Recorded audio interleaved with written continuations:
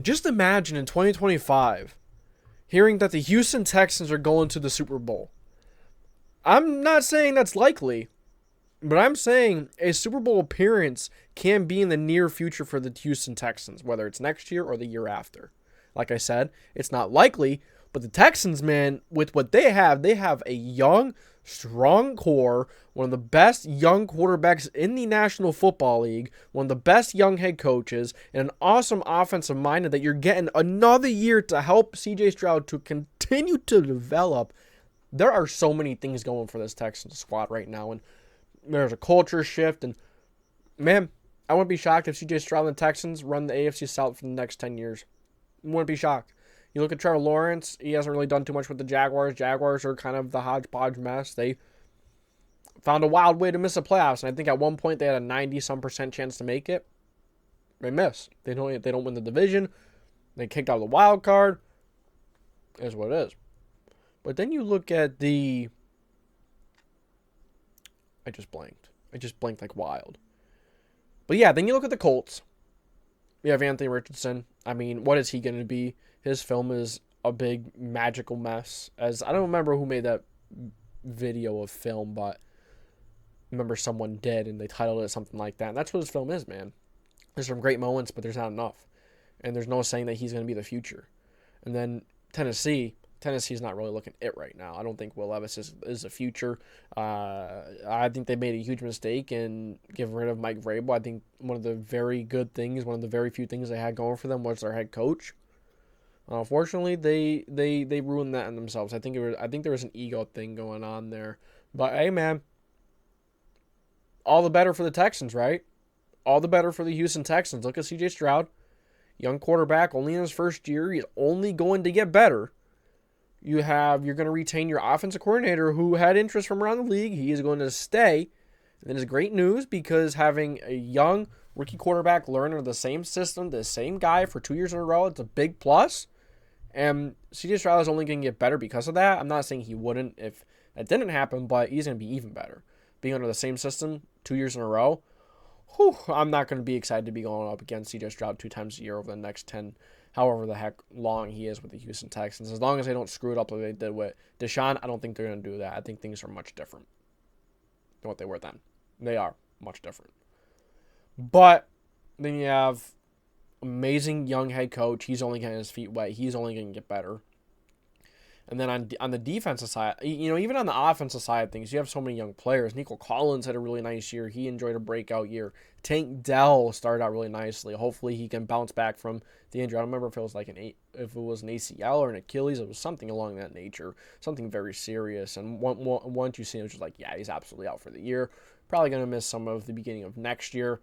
But we have some young pieces in place. Dalton Schultz, he's a really good tight end. Hopefully they retain him. I think he has one more year on the contract. If not, they should retain him.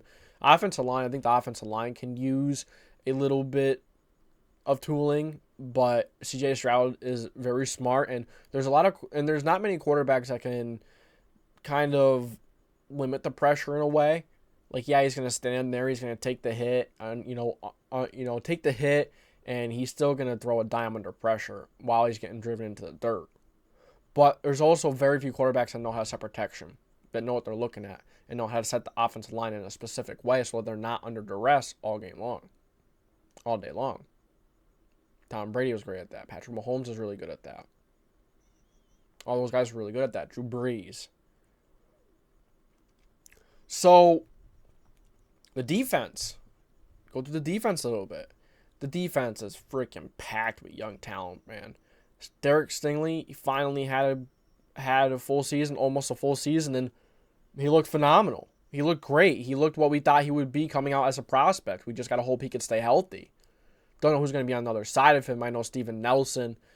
I don't know if he was on a 1 or 2 year deal, whether or not you probably should get rid of him. Wasn't a fan of how he played last year. Then you have Desmond King. Do they still have him? They might have given rid of him a long time ago, but I feel like he's still on them because I remember when the Colts played him, I think I saw him playing.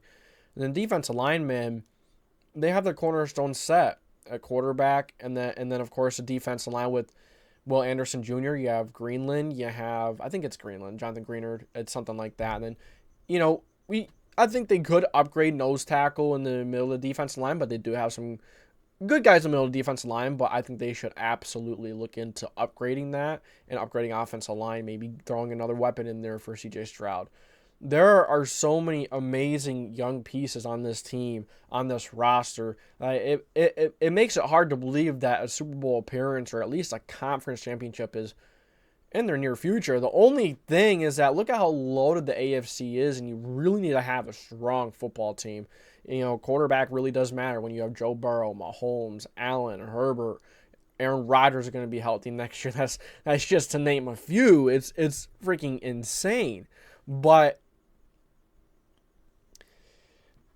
yeah, the Texans, they may be putting themselves into the conversation with some of the best teams over the next couple of years, and we'll see how CJ Stroud looks next year. Is he going to take a sophomore slump? I don't think so. How is he going to respond to teams having a full offseason of tape, and is CJ going to evolve his game? I think he will, and as long as everyone stays healthy, and even if you get another weapon for him, and you have Nico Collins, Tank Dell, and another guy, I know they had Noah Brown, and they have a couple extra guys there, but golly, this Houston Texans team, I'm telling you, bro, they have a bright future, so many great pieces, and in very important places as well. And of course, they have Laramie Tunsil, very good left tackle. When you have a great left tackle, a great quarterback, and a great defensive line that can get pressure, they have Jerry Hughes too. So it's just when you get those three things right, it is very easy to be a really good football team in the NFL, no matter what the other circumstances are. Even if the coach isn't that great, the quarterback can mask that up. The great left tackle, a solid defensive line. You know what I like to say? It's very true. Defensive lines help you close out the game, help you finish a game. That's what Texans, they've never really been able to do winning things in the past. They've had a couple good stretches with Deshaun Watson a couple years there and had, really good defense. And they had a couple of times there. But really, this feels like the best Houston is, and the best Houston is set up to be one of those teams in the NFL, not just the AFC, but I just said the NFL. What, bro? Relax. I don't know. I'm wild. Okay, just chill. But yeah, man, I'm telling you, CJ Stroud, watch out. And coming into this year, I warned y'all. I said, hey, look, the Texans are going to be sneaky. They're young. The defense, they're not going to be great, but they have a nice defensive line. They're going to be opportunistic and get some turnovers. And I said, as long as CJ Stroud plays decent and doesn't get in their way more than he helps them, then the Texans will be a good football team. I didn't think they'll make the playoffs just because of how loaded the AFC is. But, hey, like I just said, when you have a great left tackle, a great quarterback, and a defensive line that can get pressure on the quarterback and end the game and help close games out, it's very easy to win football games in the NFL. Much easier said than done to get all that and to ultimately put it together and win. But I'm just saying, man, Texans a bright future, and they're probably going to be running the AFC South. I don't see another team if Anthony Richardson pans out, then the Colts can be a threat every year, but the chances of Anthony Richardson panning out are very low. Then you have Trevor Lawrence. He's just not looking like he's it. And the Jaguars looking like they might revert to their old selves. Trevor Lawrence just really ain't it. And then you have the Titans, like I said earlier, they have a lot of things to figure out. Is Brian Callahan going to be the future? Was he kind of carried by Joe Burrow? We kind of see that at times when offensive coordinators come from coaching a really good quarterback, and the quarterback really helped them get their name out there. Look at a perfect example of that is the quarterback coach for Peyton Manning when he threw for 55 touchdowns. The year Peyton Manning threw for 55 touchdowns, he broke the touchdown record. He broke the passing yards record. He just had an insane year, an all-time year, a historic year. And you want to take a guess at who his quarterback coach was? It was Adam Gase, yeah, and Adam Gase got a couple of gigs because of that. It's wild, but hey, you know what, man? Texans, really bright future. I don't want to sit here and brabble and keep saying the same old crap over and over again, so I'm gonna start to wrap it up, and I appreciate you guys for stopping by. If you enjoy NFL content, I do all teams. I do like the Colts. I like do it all. I post some shorts here and there with some nice graphics, some off-season free agency stuff probably coming up.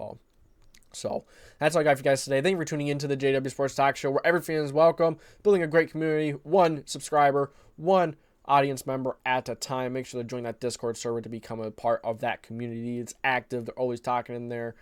Great way to traverse within the community. You get to probably win some giveaways in there as well. So that's all I got for you guys today. Thank you for tuning in. Make sure you like, subscribe, put the post notification bell on.